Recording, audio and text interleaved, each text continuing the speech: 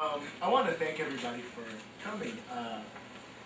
Normally, at these events, my family are very reliable folks who attend, and I more or less expect them to ramble in at some point. My parents retired this year, and my father informed me that amidst working on multiple novels, he is staying up late, as he put it, and so he thought noon was too early for him to a talk. So there you have it. When you retire, you can go back to living like a team, which is good. Let me say also that the talk I'm giving today is a version of a talk that I've given previously at the American Studies Association. So if people saw that talk, they can read if they like. But it also is an attempt to write a kind of contemporary history. And so the talk tends to change and it tends to evolve. And I'm hoping that people who have taken time out today to come will participate in that evolution. It's a short talk. I won't speak probably for more than 20 minutes. I'm very outside. And I hope that people will have commentary, criticism, questions, and other contributions. I guess I should introduce myself. My name is Widener, and I'm a visiting scholar here at the Bunche Center this year. My regular appointment is at UC San Diego, where I teach in the history department. We're hired as part of something called the California Cultures in Comparative Perspective initiative, which stands for CCCP, which got almost all the way through the regions before anyone noticed that. And those, of course, with the initials of the Soviet Union. Which I like. It's a kind of characteristically understated, very Afro-American way to go about thumbing one's nose at the institution. Before that, I taught at Los Angeles City College, a place that I hope to go back to teach at, which tells you a little something about my feelings of the DC system. Let me, before I really begin, thank Dennis for putting the word out on his email. We thank Alex for persuading me to rally and get out of bed and come out today. Let me thank my students and teachers both for coming, and I guess I'll begin. My talk today is entitled All of Our Tomorrows, and it's really a discussion of multiracial organizing in contemporary Los Angeles. Let me say at the outset that the paper tries to do two things. It tries to provide a brief typology, kind of sketchy overview of what seem to me some of the salient aspects of cross and interracial organizing in contemporary LA. But I will say that my discussion should probably be taken up in a language of tendencies, possibilities, and trends, rather than spoken of with a kind of historical certainty or sociological precision. I'm going to characterize a variety of different political, social, and cultural forces. It's not my intention to argue that they form a kind of unified movement or bloc. That said, I think it's pretty clear that during the last decade or decade and a half, Los Angeles has been unique, both in the nature and the amount of radical activity, much of it working class and nearly all of it led by people of color. What I propose to do today is to give a brief sketch, yet I won't go so far as to call it an overview, of what seem to me to be the primary contexts, compositions, and contradictions of this last decade of organizing locally. The first point of departure I'd like to use is contextual. In contrast to the political moments present during the Second World War and the 1960s and 70s, contemporary organizing takes place within a larger political context that I hope most of us can agree is less hospitable to popular demands than either of the periods mentioned before. It's interesting, you know, I gave this talk once with Laura Polito and Scott Kershey, both people familiar, I think, to the CLA folks. And Laura spoke about the 60s and 70s, and Scott spoke about the war. And it was very striking because Scott's commentary, which dealt with Japanese-black linkages during the Second World War, really talked about a kind of interracial push for a kind of social democratic access, jobs, housing, and a broad kind of popular push that was very much successful, very much in line with an expanding economy. Lauda, of course, talked about third worldism and the context of Black, Chicano, and Asian American radicalism in Southern California in the 60s and 70s, and I recommend both of their books very highly. On the one hand, today you have the general difficulties presented in succession by Ronald Reagan, the spy master Bush, Bill Clinton, the cracker Bush, and on the gubernatorial scene by Duke Meiji and Wilson and Arnold. On the other hand, you have the emergence of Los Angeles as a so-called world city, which is to say as a center for both economic and cultural dynamism, and the demographic transformation of the city into a majority Spanish-speaking metropolis in which people of Asian descent, with all the complexity that that term collapses, form the second largest non-white bloc. Therefore, a question concerning the possibilities, parameters of racial and radical organizing of contemporary LA is therefore less a matter of a conflict with an Anglo political elite and more a question of what state power or political influence looks like on a local level in the context of a dizzying melange that multiculturalism can do only so much to apprehend. Most of that, though, you can read in the newspaper. What I'd like to talk about in concluding with kind of preface is the specific political reference points that I think most activists in the city today are taking their cues from. The first of these, I think, it seems reasonable to argue, is the emergence of the EZLN in 1994, who, with the exception of the kind of crabby Frenchman, José Bové, really are probably the most visible face of anti-globalization organizing globally. I think if the EZLN contributes relatively little directly to, say, the tactics of the County Federation of Labor, the overall role of Zapatismo in current projects is difficult to overstate, particularly within the cultural and social milieu of emergent Latino youth radicalism. I think the part about the EZLN that's most significant is, of course, they represent the first significant political formation to emerge in recent memory that has really a critique of the idea of power. And that's something that I found to be very present in discussions with a lot of contemporary activists. It's something that's very frustrating for me personally, as a person who came politically of age in the struggle around apartheid and Central American solidarity struggles. And there's a kind of a disjunction between those of us who came out of the old new left and people who emerged out of the anti-globalization struggle. I think the second context for a lot of young people, and something that I don't think we can overstate either in its importance, is the fact that many of the young people, and by young I use the Cuban revolutionary definition, which is to say people under 40, really, let's say, in their 20s and younger, are people who politically have been formed in the struggle around, especially in California, against the kind of racist ballot initiatives like Proposition 209, Proposition 187, Proposition 21. There are such a bewildering array of them that I forget all the numbers. And these are people who I really admire in that, unlike, again, myself, a person who's younger than me, who is politically active subject, is really somebody who has participated politically without ever experiencing victory. And I think one of the things that's most difficult, see, I told you my parents. One of the things that's most difficult, I think, politically for older activists to understand, one of the things that impedes a certain intergenerational organizing tradition, is the fact that young people today do not have the experience of victory in a way that even those of us who could remember, and I can remember, for instance, it was a Sunday morning when Nelson Mandela was released from prison because my aunt called me and insisted that I get up and turn on the goddamn TV. I think that, let me move on just to say that in discussing these dual contexts, right, the one, the demographic transformation of the city, and the other, the kind of political moment that we operate in, it's worth noting again something that doesn't seem to form a significant part of the agenda of the organizations that I want to discuss momentarily. The Los Angeles riots of 1992, despite their preeminence within a national history of civil disturbances, seem to hold little lasting import for a new generation of activists.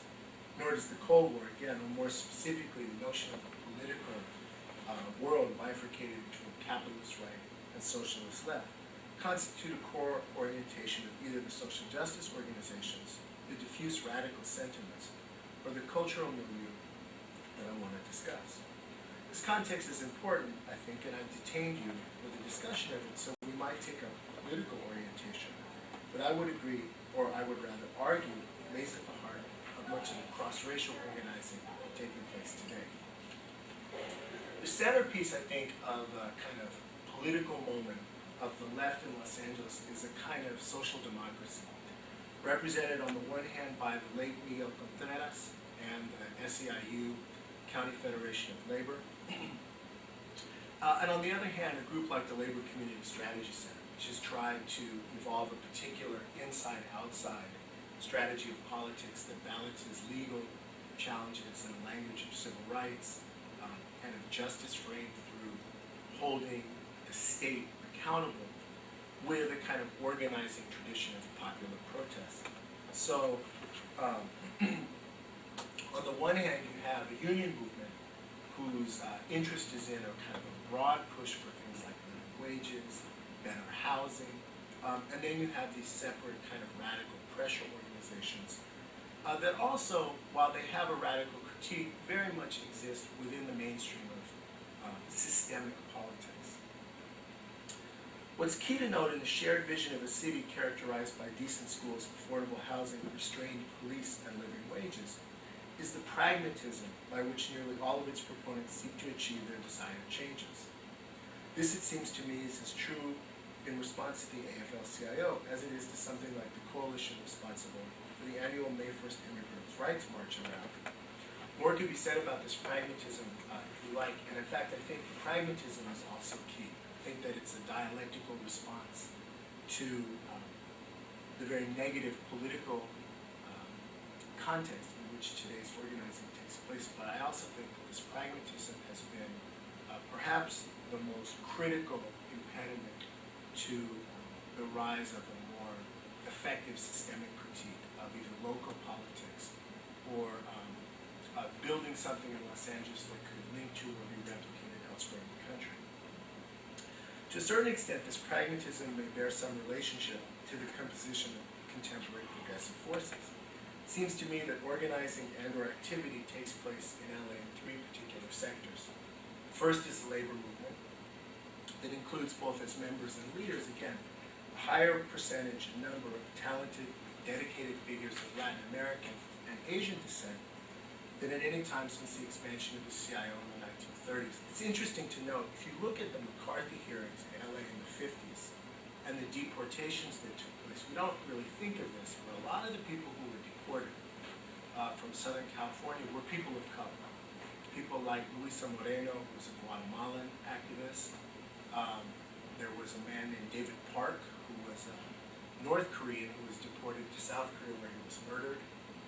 On the East Coast, of course, you had people like C.L.R. James and Tiffany Patterson, Lord, like Tiffany Patterson's alive today. Escapes me. It'll come to me in question and answer. In any event, I think it's important for us to realize that the suppression of immigrant labor radicalism in that earlier moment, which is so much like our own, really touched people of color disproportionately. It's not something that we often recall when we think about the Cold War. So on the one hand, we have the labor movement. The second is the rise of social justice nonprofit organizations. Here I'm thinking about the kind of usual suspects, the Labor Community Strategy Center, CHERLA, Agenda, and the like. It's worth noting, again, the predominance of Asian American and Latin American groupings within this community service movement. Thus, while Los Angeles has, at least to my knowledge, no specific community organization with any reasonably sized base in Los Angeles concerned explicitly with African Americans, Community Coalition perhaps, we can point to off the top of our heads the Filipino Workers Center, the Garment Workers Center, Kiwa, and others. Worker centers are not, these are generally 501c3s. This is a tax designation, nonprofits, which precludes certain kinds of political activities. This has come up again and again in the immigrant rights movement because some of the more left groups within there, like Kiwa, have pushed consistently for the immigrants' rights movement to take up, for instance, the the issue of the deportations or the seizures of people from predominantly Muslim states, South Asian people, and there's been a reticence for the garment workers movement and the immigrant rights movement to take up the question of the state and the war on terrorism and these sorts of things. And then finally, and I'll say very little about this, there's the academic left. And I'll say only about the academic left that ever since the publication of City of Courts, I think that really, and so just postmodern geographies, there's been a predominance of scholarship on Southern California on the part of academic leftists. It's not something that's been replicated in the study of, for instance, Cincinnati or Louisville or New York or Miami. And I think that it's another place where a full accounting might be made of some of the pitfalls and some of the utilities of that work. If unions and the social justice nonprofits form the organizational bedrock of contemporary radicalism, there exists a broader and yet harder to quantify sensibility, I think, that informs local youth radicalism. Thus, in a broad arc from, say, MacArthur Park up through Echo Park, East Hollywood, over the hills into Highland Park, El Sereno, and the like, you have this archipelago of cafes, bookstores, performance spaces, all of which speak to a broader structure of feeling, predominant, I think, among Latino youth. And I think it's funny, I have a lot of friends, and my friends probably aren't representative, but they are all naming their kids things like Sandino and Geronimo and Malcolm, and you can kind of see that people who are my age, who have parents that we have made some impact on us, and it's being replicated, I think, through youth culture and even through probably childhood, for better or for worse. Whether as a corollary or an object of analysis in its own right, I would add that the cultural production represented musically by groups like Kazal, Somali, of course, East LA Samoa Factory, Burning Star, all of these kind of groups point to a kind of left-inflected sonic blending that represents probably the most pronounced coming together of African American and Latino music since the late 1960s Boogaloo moment in New York that Juan Flores and other people have talked about, and that's with apologies to Santana or Los Lobos and that kind of East Side group. It might be too formulaic to talk of the organizational, the more ephemeral, and the musical as representing the political, social, and cultural dimensions of contemporary LA radicalism, and I'd like to do so anyway since this is a talk. Notwithstanding the fact that Alex is taping, I can always try to do mine later when I said. Plus, you can be critical during question and answer. Anyway, in anticipation of the question and answer, I'd like to shift to a brief discussion of what seem to me critical internal aspects that impede, if not preclude, greater efficacy on the part of radical forces. The first are the contradictions that are present within the working class of color in the city. I have a good friend who works at the Garment Workers Center, just by way of example, and one of the struggles there is between a predominantly Asian American managerial class, right? These are subcontractors for big multinationals, and a mixed working class of Latino and Asian workers. And of course, within that Asian workforce, ethnic Chinese from Vietnam, ethnic Chinese from southeastern China, Central Americans, immigrant Mexicans. So there's a tremendous variation ethnically, racially, around citizenship status and other aspects that, again, impede but don't preclude greater union. The second, and the one that maybe we can talk about more in the question and answer period, is the near total absence of African Americans as major players within the city's rise to radicalism. It's not to disparage Karen Bass, who's a friend, or nor SEIU's, I think, really profound effort to facilitate parity for black and brown workers, or ignore the efforts of an Anthony Thigpen, the late Michael Zinzin, or Ron Wilkins. But it is to suggest that I think we're on the verge of something that hasn't been seen in the United States, which is a social justice movement that includes both a critique of political economy and of racism, in which African Americans are not at its head. And I think that's a problem. It's a problem for a couple reasons. From the point of view of African Americans, it's a problem because they're cut off from a direction that might provide great benefits to them politically.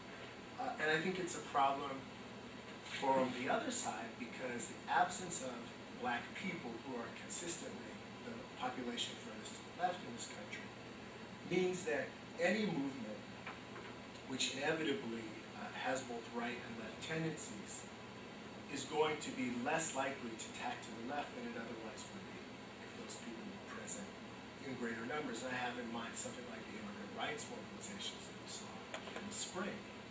God, almost a year now. Where it was very clear that where the mass of working people were was not where their leadership was. And that movement did a great deal to try to pare back the very radical demands that were emanating from people on the street. And I won't go so far as to say that a different investment on the part of African Americans might have taken that in a different place. But I do think that it might have provided certain benefits that we could talk about, again, in the question and answer. And I think the third challenge, and this is one I want to talk about very much, just the question of what the good local politics does in a broader statewide or national or international context.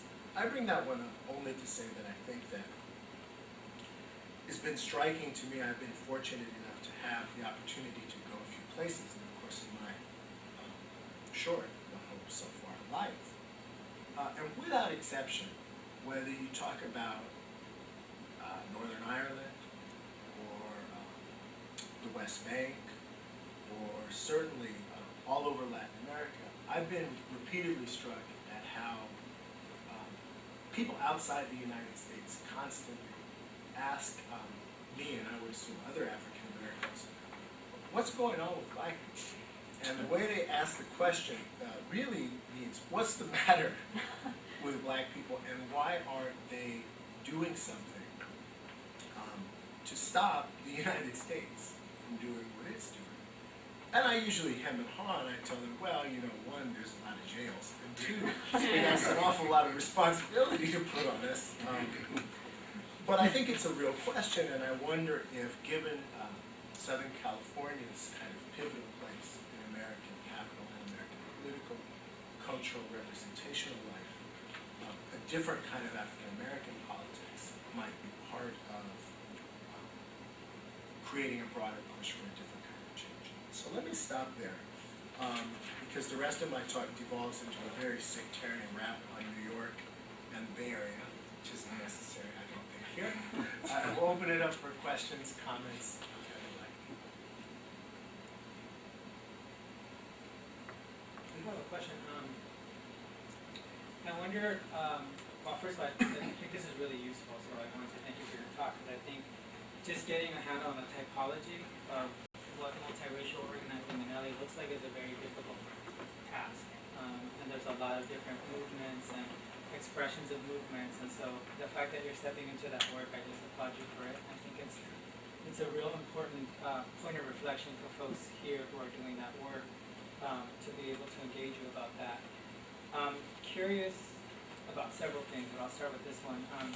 You talk about the labor movement as one of the sites of radicalization, and I wanted to just ask you if you separate out the labor movement of Miguel Contreras, Mariana Durazo, the formal union movement, from worker centers that have emerged, and what the differences are there, and whether or not the actions and the work of the worker centers might be any reason to question whether or not the formal unions are where the radicalism is really emerging from. Yeah, that's a great question. I mean, do you want to put a couple of questions out there, or do you want to? Well, because I can take that one up, but my answer is very quickly that I would try to put the worker centers in the camp of social justice organizations, and I would separate them from the formal labor movement without any question. And I would argue that work best when they're in a kind of not open hostility, but certainly confrontation with the labor movement as a whole. I mean, I think that the labor movement, like universities or anything that's that's structurally engaged in a dialogue with systemic forces, is always being pulled toward compromise. And unless you have independent centers of workers' organization, then the tendency is always going to be to move toward more stance of compromise. I mean, I think that if you look at what's happened in the automobile industry, you can see that, in the 70s in this country, there was a tremendous amount of labor militancy, but it really took place for the most part within union shops. And because of the undemocratic structure of many of those unions, they weren't able successfully to oppose the kind of negotiations that UAW made with GM and the other big auto work, and so I think that I'm in favor of, not that it matters what I'm in favor of, but I think that people are better served, let's put it that way, by maintaining whatever kinds of independent autonomous centers of power and authority they have. That said, Gihan Pereira in Miami, he doesn't have a strike fund and often doesn't have money for buses. So I think that that there are pitfalls for existing totally without and beyond that system. But yeah, absolutely, one has to separate. Please. This question may be totally impossible for you to answer, so that's my caveat. And other people can, then Dennis can answer. Okay, and I apologize for having to come late.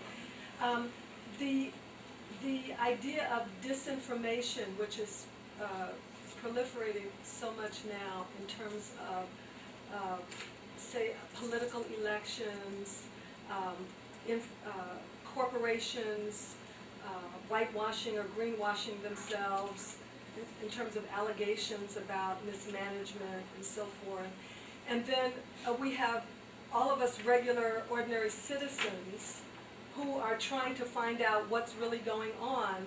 And then we also find that perhaps the people who we thought we voted into office to represent us to deal with this also have their own disinformation agenda going on. Since we're at an educational institution, and one of my primary concerns is education, of course, what happens when, if we're looking at other kinds of social justice organizations that we would like to try to help, or that are forming, all these vast layers of information and disinformation, we have a hard enough time, and we're here professionally at the academy, supposedly with the time and energy to analyze all this. We have a hard enough time understanding it ourselves. What about everybody, the regular citizens trying to vote or work in political movements? Well, my short answer, and I hope it's not smarmy, is, Lenin said once, every cook can govern. And I think that sometimes we make a fetish of complexities, right? And some of the things that people want are very simple. They're not simple to provide, but they're simple to analyze. But I do want to draw attention to one of the things that you said that I think is very profound, because you used a number of terms that I think are ostensibly very neutral, but which in the context of this city we have to start to think on. So one of them is citizen. I don't know exactly the number, but I would imagine that between 25 and 30% of this city is not citizens. They don't exercise their political subjectivity by voting. And so citizenship and voting have to be problematized as categories for politics. And then the other one, when I say problematized, I mean we need to struggle to uphold those kinds of politics that aren't about voting and citizenship. In part because I think that we need to have a different kind of critique of representation. One of the signal failures of post-war black politics was the rise of black political class. It's not something that's, I mean, my family is certainly implicated in it, right? Not my family members who are here, my family's from Berkeley, And the idea that by electing people who looked like us, we would have some power or influence turned out to be a mistake. Now, we could be, forgiven that mistake, and now we've done it twice, we did it in Reconstruction too. But, make one mistake every 100 years is not that bad. But I think it's interesting to see, and this is a place where a more frank examination of black politics and contemporary Latino politics could bear some fruit, right? Because it's clear that there's a political line within at least the political class of predominantly Mexican American that says, look, we've been excluded and now we should be included, which is fine as far as it goes, but that's saying you can go through the LA Times and look at the LA Times from 1969 to 1973 and go through the LA Times from 1999 to 2003 and find the same quotes. The only thing that's different are people's last names. And, that's not political progress. Now, I think that one of the historic errors of our community has been to not advance that critique of representation until other people were demanding to be represented. So maybe too late. Maybe that, that has to be something that Latino politicians will tell, Hmong people, in 2014. I hope not, but I don't know if that answers the questions.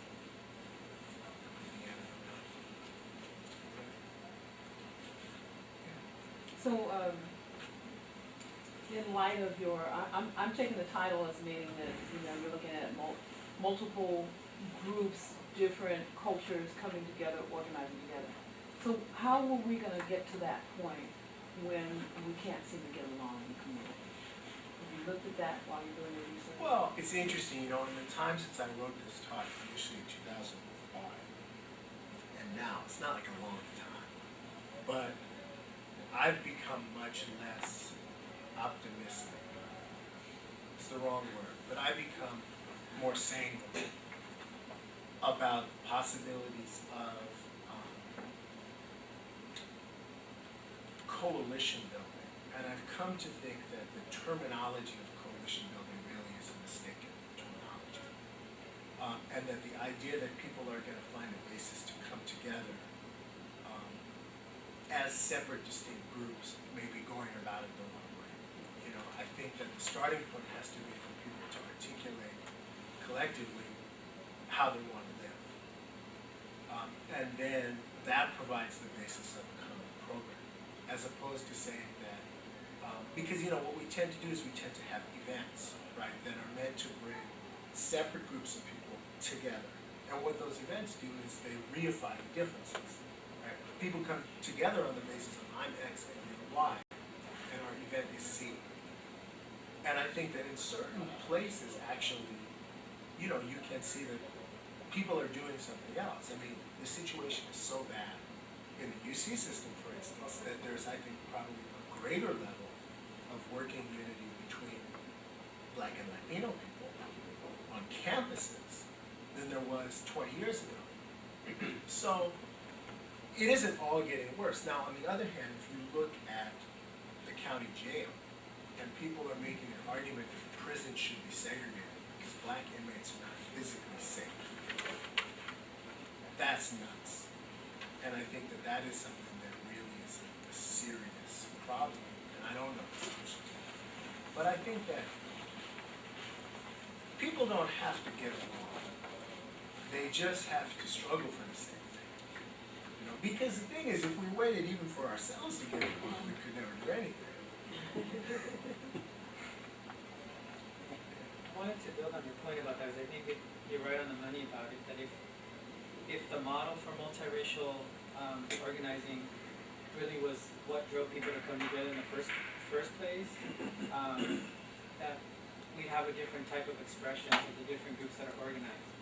But I wanted also to put out maybe a different way to take your own analysis of some areas of this as they become manifest in the concepts that you're working with. So one is, this assertion that blacks are nearly, I think you said totally absent from the radical sort of expression of a left movement in LA.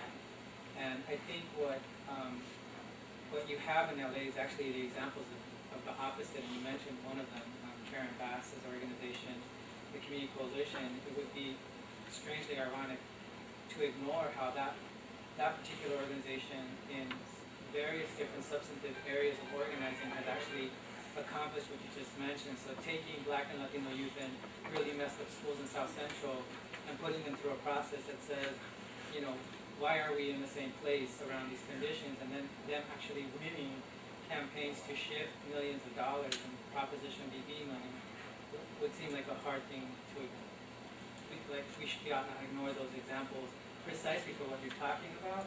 And then I also think that if you start with that, or sort of your tendency is to come to that conclusion, it has a danger of reproducing a myth in this city that the Latino movements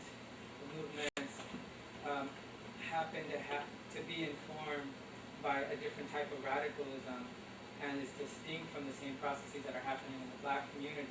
For example, the groups that you mentioned who are inspired by the Zapatistas are largely disarticulated from the work of some of the social justice organizations that you mentioned, in the sense that they might consider those groups, because they're working in trying to push mainstream institutions to do certain things in neighborhoods, like, come cut our trees, like cut the trees in other parts of the city.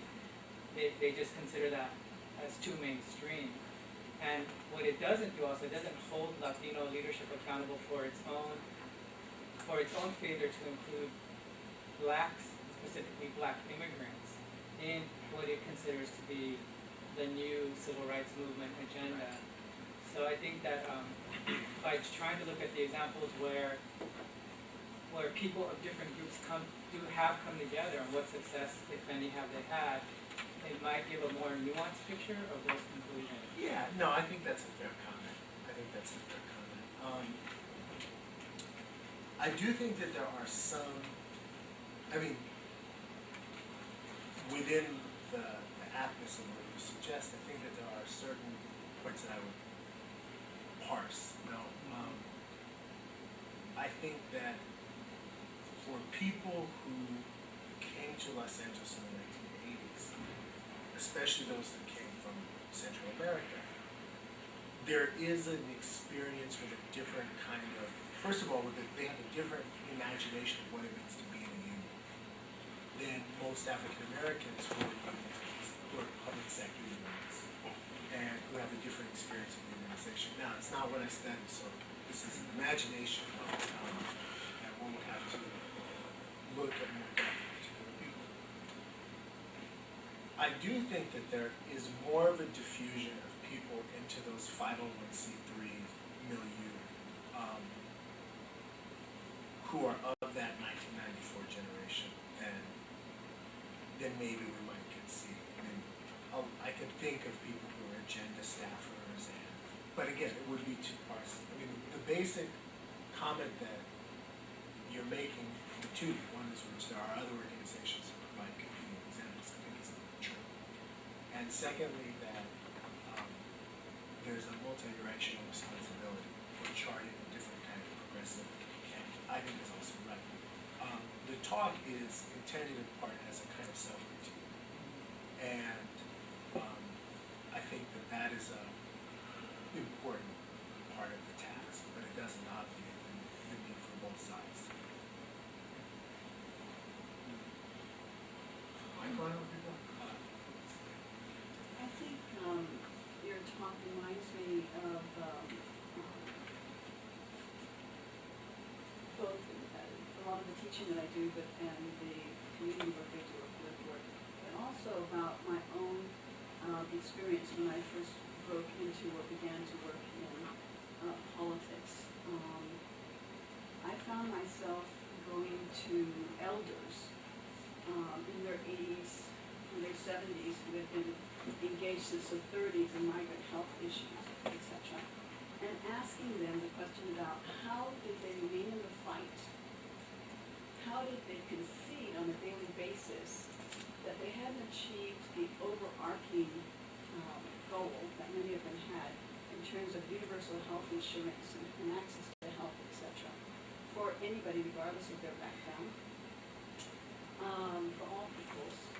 How did they maintain over those decades, staying in the fight, when we hadn't accomplished that yet? And in some ways, this is when we're talking about radical agendas. That's where a lot of us began and still hold out for radical agendas. Okay.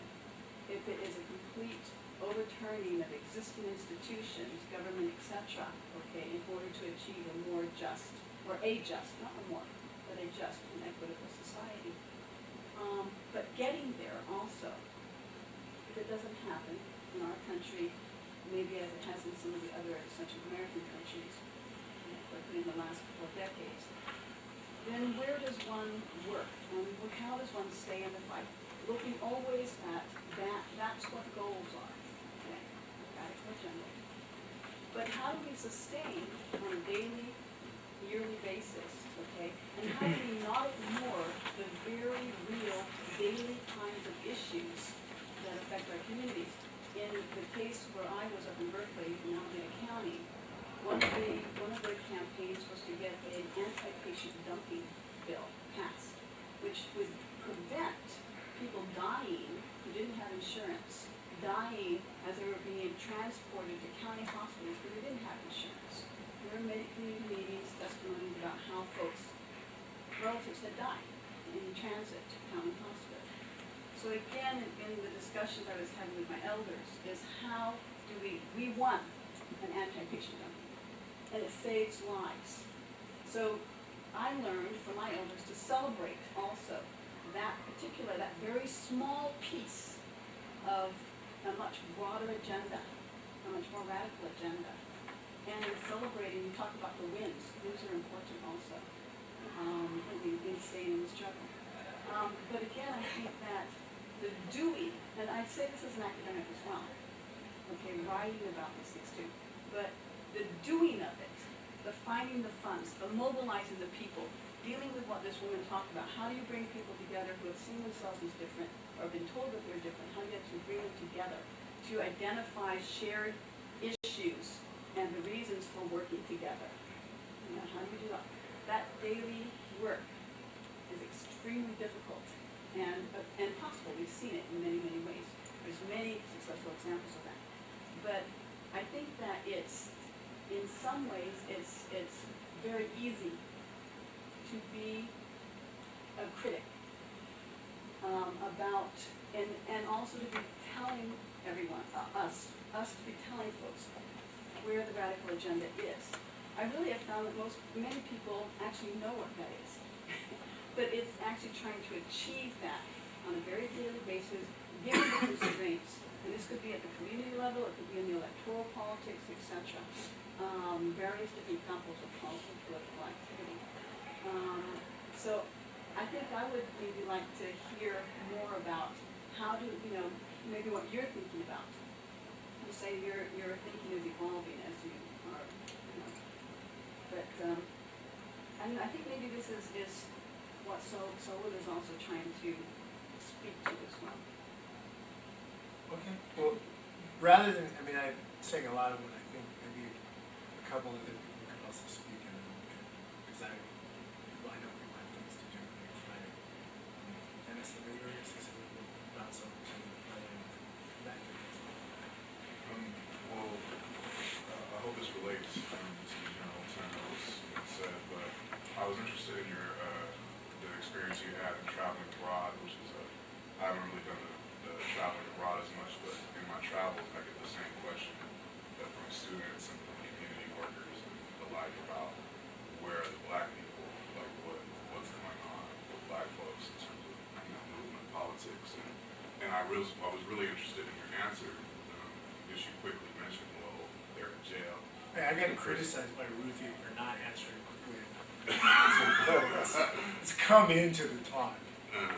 And prison, and then even when folks are getting out of prison and jail, they never really get out because they never attained the citizen rights that they had supposedly before, or ostensibly before they went in.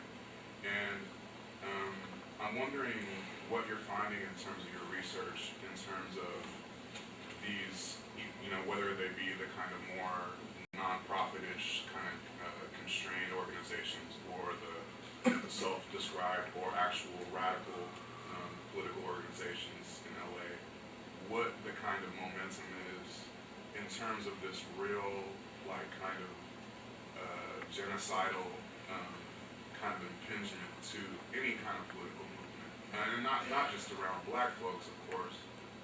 You have Latinos in the same boat, and you also mentioned, like, the way that blacks, when we're sent into the prisons, we're thought of these kind of miasmal bodies that are going to attack everybody, and also Latinos, and the way that segregation policy is so fundamental to the prison system, even though it's outlawed through state law. And you have a prisoner like this guy named Mike Vietnam, who brought the state to task in litigation, charging that it was a violation of the civil rights, the segregation policy that they have inside. And interestingly enough, he's a South Asian man from the Bay Area. And him kind of trying to recall the prisoners' rights movement stuff of the past, and bringing up the people like George Jackson, court proceedings, et cetera. But I mean, I'm kind of rambling, but I'm just wondering whether or not, because I have my own opinions about the way the organizations like NAACP and other kind of real kind of widely known black leadership organizations have kind of divested themselves of the responsibility of going at this kind of ground zero impediment to any kind of, let alone radical political formation on the part of the black community, but even a political movement at all. And whether or not in your kind of research, because I think that's one place where this kind of solidarity is very salient, and is really easy to kind of point to. Our goal is to get ourselves out of cages, our families, because it's not just the people who are in cages who are affected by this, but is this something that is like a fundamental aspect to movement politics in LA? People, it's really interesting because people, no matter how much lip service they give it, people do not understand how fundamental prisons are for what is happening to black people in this country, and what's happening to working class people, and certainly Latino people as well, especially in California. People don't get it. I mean, the carceral state is changing everything from the human sexuality of black people, public health, generational relations, employment possibility. I mean, it is the fundamental defining institution of our time. And people just don't recognize that. And I think that that's a place where the universities do have a function, because I think that strategically we could be making a different kind of push to force the state to have other kinds of educational resources available to prisoners. And that's the kind of reform that the state can't concede. To come back to your point, all politics are not equal, and I don't believe necessarily that, Alinsky is wrong. You don't just get people to do anything that the state will concede and then celebrate that as a victory, because these people aren't dummies, and they know that if all they have to give somebody is a stop sign, or put one policeman in jail, or pull their troops out of one small country, they'll do it. They can box. They bob and weave. One has to find reforms that they can't concede, because then either they're achieved or they're blocked. And in either event, one can take something away from that. I think that the other thing about the prisons that people don't get is that prisons are integral to capitalism, and black working class people don't have a place in this country anymore. And that's a place that's different than the place of an immigrant labor force, which very much does have a place in a very crass kind of service-oriented capitalism. And the NAACP, I mean, the NAACP is as useless now as it was in the 20s in the American South, when they refused to defend the Scottsboro case. They said, well, that's a rape case, we can't do that, we'll get in trouble. I mean, those people are incapable of providing any leadership, and we should not look to them to provide any leadership. And we probably shouldn't give them any money, or go to their banquets, or do anything else that makes them have the illusion that they have a constructive role to play politically, because they're counterproductive. I mean, now I'm just me, so I can say whatever I want. Equally irrelevant, counterproductive. And the point is not just to be out and say radical things. The point is to say, look, if you want to operate by analogy, working class black people are in the place in this society, transitioning from the place most people think of immigrant Latino laborers as occupied, to the place that the indigenous population occupies, which is, it's unnecessary to the continued operation of this country. This is a political economic system that's very difficult for people who are not necessary. You know, and I think that that raises the question, either we can educate enough people to ingratiate themselves into the system that they'll be able, like me, to convince somebody of their necessity and they'll get to survive, or we have to figure out a way to get people out of the political economy that we inhabit in this country and into some kind of, I mean, what the Padres would call survival program. Survival program is not just eggs in the morning. Right? It means a whole way of organizing our lives that, as Baraka would say, so we can survive America. Because otherwise we'll be on we're in reservations, like the Palestinians or the Indians. That's what these cities are. You look at a place like Baltimore, where 80% of the people are in the criminal justice system. It's a reservation. You know, and the reservation, when you read your Foucault, it comes historically in the same moment as the insane asylum and the prison. These are all the same institution, and the modern university. Right. They're all the same institution.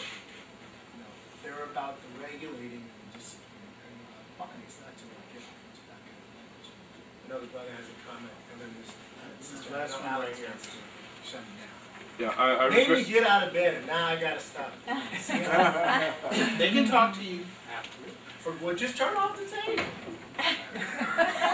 Nah, see, People work. I'm working now. I regret missing the first part of your lecture. That's I was wondering if there been any evidence of coalitions between black Cubans and Mexican Americans here in LA. Black Cubans and Mexican Americans. Well, I play a lot of gigs where both of those populations are there. So, yeah, I mean, we have a guy who's Guatemalan who plays bacala with us. I mean, again, the question is, I don't think maybe best framed as a question of coalitions per se. I mean, although I don't know, you chose to ask it that way, so I don't want to put words in your mouth. But I think that the population of people of African descent, of Latin American origin, how's that for a twisted route, in Los Angeles is not particularly visible. And I think that this is where Alva's work on Afro-Mexican populations and other people who've worked on that is very valuable, because, you know, I meet a lot of African American people who don't know there's black people in Latin America. It's not just Bush who didn't know there were black people. And of course the converse is true, phenotypically looking how I look, and I do play a lot of gigs that are in a particularly monolingual Spanish context, and I hear things, and then I tell people, you can't say that about black people, and they say, well, we don't mean you. We mean the Americans. And I say, You still can't, you know. So I don't know about coalitions. I think that what we can say, if you would, nationally, is that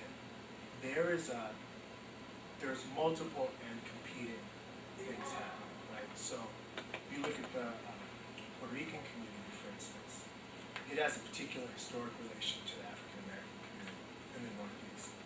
And that's a relationship that's being transformed by the language, if not the reality of a Latino politics. You know, so we're looking at things that are happening that are dynamic. You know, I don't know specifically about Black Cubans. Although again, I would say, being somebody who has done a great deal of political work in Cuba, most Cubans who are of African descent, even the ones like my teacher who speaks Lukumi and Kikongo, never was allowed to speak Spanish in his house. He thinks of himself as an African person, but the language of Afro-Cuban is a foreign language to him. You talk to him about his identity within the context of Cuba, he has very different things to say about race. So I think that it's a comment that, or it's a question that's very complicated, and I can't answer it simply because it's not a simple question. I just want to put a plug in there. Oh, yeah. The Why answer, don't you- the answer to these things. Hold on one second. Okay. I'm gonna get to you. Okay. Okay. But no, in response to what your comment, because we do have some films from Cuba about Afro-Cuban. Right. We have some from Mexico about Afro-Mexicans, Afro-Pan-African. Okay, Mickey, I'm gonna get to you. Okay. So hold on. I'm gonna get through my talk here. You know, First, she did have a question or a comment. Can she just make a comment? 'Cause she had a she's gonna have an opportunity to speak. It's okay, I I'll want to catch speak before later. everybody leaves. Okay. Okay. Nah, First of all, this is what they have. No, that's okay. Tariq, go ahead. Hi.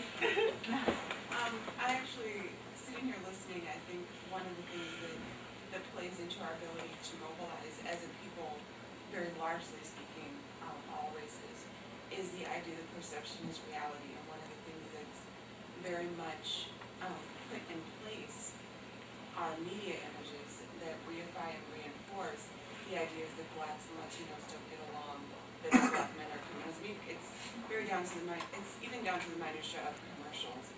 So to the extent that that's part of the problem, I would say, in organizing in LA, I was wondering how you thought media could help mobilize and be part of the solution. Well, I mean, first of all, I'm not totally sure that media representations drive the way people act. It seems a bit Hegelian to me. Although, you know, media is real and material in its own way, so maybe that's a fair comment. But I do think that when people see things on television that make no sense to them, I hope they make no sense to them, and they continue to live their lives in other ways. In other words, the media representations of African Americans were horrific in the 1920s and 1930s and 1940s, and it didn't prevent Black people from having a certain kind of self-awareness and confidence and discipline, you know. And so I'm loath, you know, in the paper today, some jackling preacher is hollering about gangster rap, and it's the same old thing, you know. I think that the media, we invest in media with too much power. It's a kind of inevitability of living in Los Angeles. And I think the second part of that is that the media is, it's like the schools, they're part of the problem. I mean, they exist to foster a particular set of consciousnesses and attitudes. So I'm not so sure that we can do too much to capture that arena, except that, you know, to ameliorate some of the more obviously egregious benefits and sensibilities, and by going to the Pan-African Film Festival. I'd like to thank all of you for coming out, especially Commissioner Paula from the Human Relations Commission, so from the Critical Race Studies in the law school, representatives of the African Student Union and the Black Graduate Student Association. Also like to thank the parents of Danny for coming out and making sure he behaves. And most importantly, I'd like to thank Professor Widener for getting out of his sick bed and traveling a couple of 100 miles to be with us here today. And let's thank him again. If you want to hear more from Professor Widener, he will be giving a talk, I think he knows that, for the IAC next quarter, at the end of the quarter, and we'll be advertising that.